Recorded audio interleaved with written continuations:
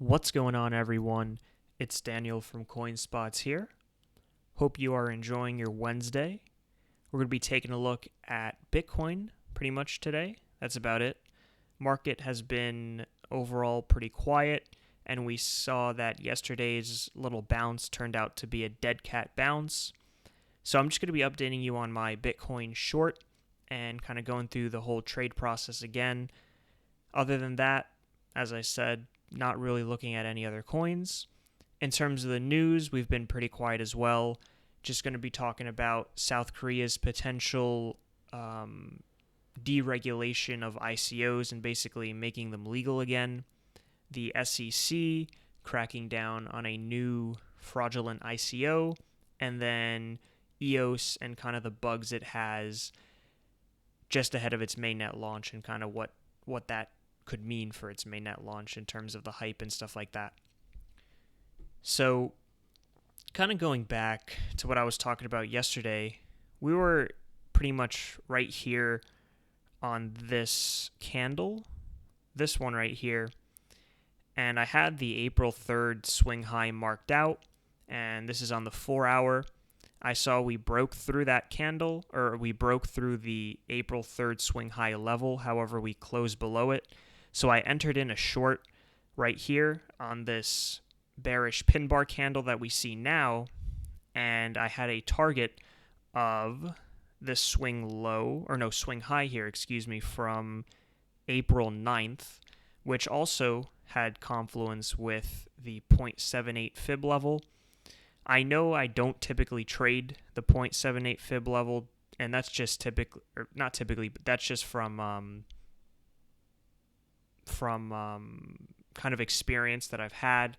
Usually I have a higher strike rate on the 0.38, the 0.5, and the 0.618. However, I said, you know what? I'm going to test this one out, and I saw it had pretty much exact confluence with this swing high. So I was like, all right, I'm going to take this trade. Right now I'm doing actually really well. How much am I in right here? About 3% down. That's not exactly accurate because I don't have the cross on. Move that up a little bit. Yeah, about 3%. So pretty much we had this kind of Bart Simpson stuff going on here, and I almost got stopped out, actually. I had my stop right here on this swing high. I could have also placed it on this swing high here. However, I just kind of was a little bit more, liberal with my stop loss, and we were a couple percentage points away from hitting that, but overall, I think I made a pretty solid trade here. And as I said, I'm going to be taking profits at this 0.786 fib level, and with this, Bart Simpson action going on, we see that this rally was pretty much just another one of those dead cat bounces after we have a huge sell-off like we had right here. Price is going to rebound a little bit. Personally, I thought it was going to rebound a little bit more. But, so does the price action, I guess. The kind of triangle or, converging lines here from this low all the way here and from this high down here, that's still in play since we still really haven't broken this. I'm not really sure where we're going to go after, once we touch this 0.786 fib, or if we do, rather. So right now, this is just, my trade target, and I did say we did fill this kind of liquidity void yesterday, so in terms of is it going to go lower, don't really know. I'm going to have to wait for the price action for that, but right now I'm just kind of monitoring this Bitcoin short and pretty much just waiting to get out once it touches that 0.78 fib level. Right, so that's pretty much it for Bitcoin. Just another thing to note, if we did break through these highs right here around 7,600, my target most likely would have been this swing low right here, simply because it's more recent than this swing low, even though it has confluence with the 0.618 fib level. I do typically regard more recent price action more heavily in my, I guess, decision making. And I know this is probably just a couple percentage points away, but that's actually quite a bit in terms of margin. So this swing low would have been my target if we actually did kind of break through this and it wasn't, some sort of dead cat bounce. And one final thing to note is that this kind of, what everyone calls Bart Simpson action, where it's just these huge wicks and just pretty much a big chop zone, has honestly been going on a ton of times before. We see one right here, this huge, candle up. Not exactly huge, but, a pretty large bullish candle, followed by a big chop zone with large wicks, and then a just dump after that. So a lot of these kind of, Bart Simpson formation, I guess, patterns or, fractals, I guess you could call them, have really been happening quite a bit in Bitcoin. And pretty much as always, the large wicks and kind of, doji / pinhead candles just signify a ton of uncertainty that's going on. Prices going down and people are buying it back up. And that pretty much happened for these, couple hours right here before we just, took a dump. But yeah, that's just, kind of a pattern to note and to be aware of, if you see one of these relatively large, bullish candles, that we could be, facing a potential Bart Simpson setup in the future. So moving on to the news, the big headline that, could have potentially caused that run up, and I did miss this yesterday because it came out after I recorded, yesterday's podcast, but South Korea is proposing to lift its ICO ban. This isn't, necessarily overwhelmingly bullish news, I guess you could say, because it's just a speculation. They're considering it. It's not, something that is set in stone yet. As a whole, even if they do lift this ban, I think it's really just going to be a potential fix to the problem. It's pretty much just a Band-Aid solution. An interesting thing that I noted in this article is that South Korea actually kind of discusses the need for kind of more oversight and I guess more interaction between regulators and exchanges, right? These private experts in order to improve transparency of cryptocurrency trading. So that kind of reflects on what the SEC, I believe, the guidelines that they put out, where they wanted, more transparency and more communication between exchanges and regulators to know exactly what was going on in the spot markets for the derivatives, right? So Bitcoin futures and potentially Ethereum futures. So I think this is, kind of a common trend that's going on where regulators just need to learn more about the market and monitor the market to see what's going on, any manipulation, stuff like that. And I think that that's probably, the best approach, without the need for like super harsh regulations of just outright bans. So I think, South Korea just kind of jumped the gun a little bit in terms of banning ICOs. And now they're kind of stepping back and saying, we can regulate this a different way, and potentially looking towards the United States for some guidance, right? Because the United States hasn't issued any kind of outright ban, just kind of guidelines, and is harshly cracking down on these fraudulent ICOs, which leads us to this point, right? The SEC obtains this court order against this ICO. I forgot what the name was. I think it was Titanium something.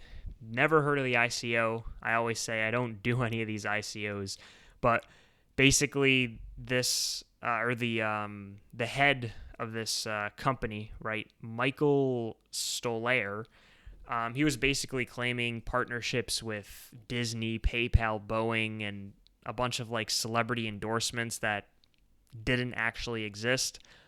And it was pretty much just an ICO purely based on social media marketing.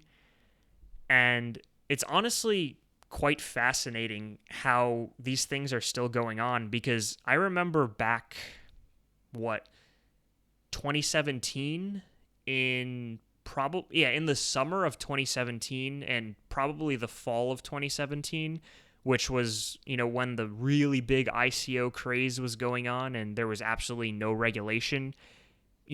People were talking about like just setting up like fake ICO websites and then using like Facebook ads and AdWords and stuff like that to drive traffic to that site. And pretty much it was pretty much just a scam. And it's crazy how this stuff is still going on, and how the money in crypto is just flowing so freely into these ICOs, because this company raised $21 million, right? In Silicon Valley, if they did some kind of, or if a company did some kind of crowdsourcing or crowdfunding through whatever means, like, and they raised $21 million, that would be like on the front page of like news outlets and stuff like that. But in crypto, $21 million is pretty much nothing compared to what a ton of other ICOs have raised. So it's kind of interesting to note the kind of new paradigm we're in, where millions of dollars are just being tossed freely into a bunch of different ICOs, people not really doing their due diligence to see if they're legitimate companies or not. And personally, that's why I don't even bother with ICOs. Way too risky for me. I will just stick to margin trading and investing, or just trading regular altcoins. So this is something just to keep in mind for anyone out there who does invest in ICOs. Just make sure you do your due diligence.